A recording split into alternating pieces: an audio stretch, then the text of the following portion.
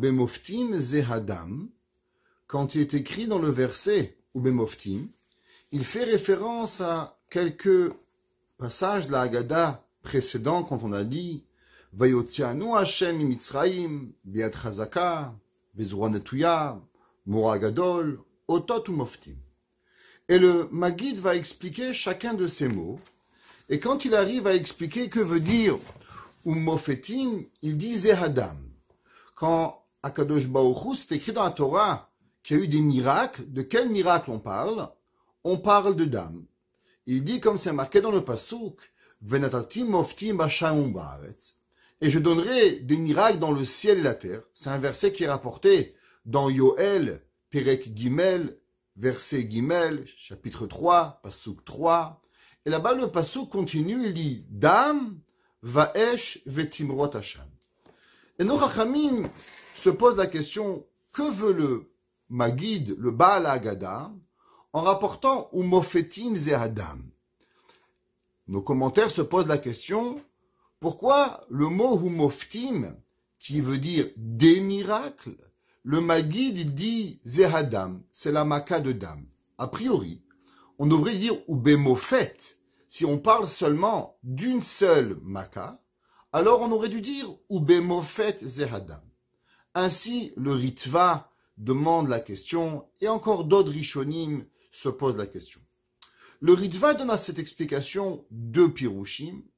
Le premier pirouche, le Ritva, il dit, parce qu'on sait que la Maka de Dam, c'est à ce moment-là que les Béné Israël se sont enchéris, à cause que les Égyptiens n'avaient pas d'eau, et comme ils n'avaient pas d'eau, donc ils devaient acheter de l'eau au peuple juif. Un juif avait de l'eau, et le Mitzri avait du Dam. Et quand le Mitzri achetait chez le juif de l'eau, alors l'eau restait eau. Mais si le Mitzri volait l'eau de chez le juif, alors elle devenait du sang.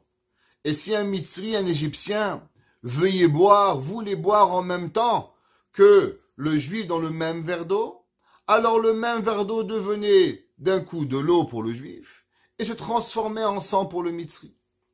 Le Ritva donne une explication de Rabbi Shimon Bar Yochai et il dit, alors pourquoi le Maggid, il dit Dam Vaesh Vetimrot Hashan, et il dit le Ritva au nom de Rabbi Shimon Bar Yochai, que non seulement l'eau avait été transformée en sang, mais au moment si les Égyptiens, avec leur soif, voulaient quand même boire de cette eau qui était ensanglantée, alors elle se transformait dans leur cœur et dans leur ventre comme du sable et du sang et une bombe quasiment qui donnait des explosions sanguines dans leur ventre. Et c'est pour ça que le Maggid dit Dam Vaesh Vetimrot Hashem.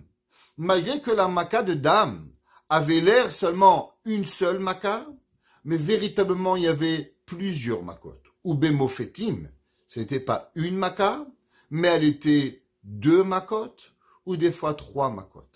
Rabbi Chaim de Falaji nous dit, que veut dire ce pasouk dans Yoel?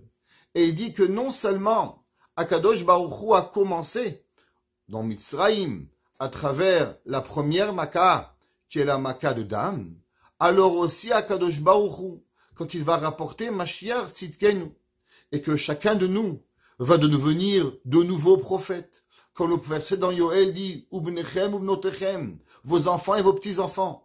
De la même façon que Ra'a Shifra Layam, Ma Shelora'a Yecheskel Ben Bouzi, comme on le sait, que chaque servante, chaque enfant est devenu prophète, pareil que nous tous, quand Mashiach viendra, on reviendra et on acquérira de nouveau la prophétie.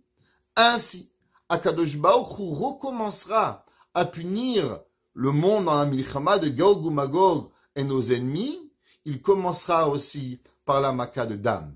Et c'est pour ça que c'est marqué Ubemofetim, parce que cette Maka n'est pas seulement une Maka par rapport à la Maka de Mitzraïm, mais elle est aussi une Maka qui a été et une Maka qui sera Bimhera Biyamenu B'Mashiach Tzidkenu. Dai dayenu, dai dayenu, dai dayenu.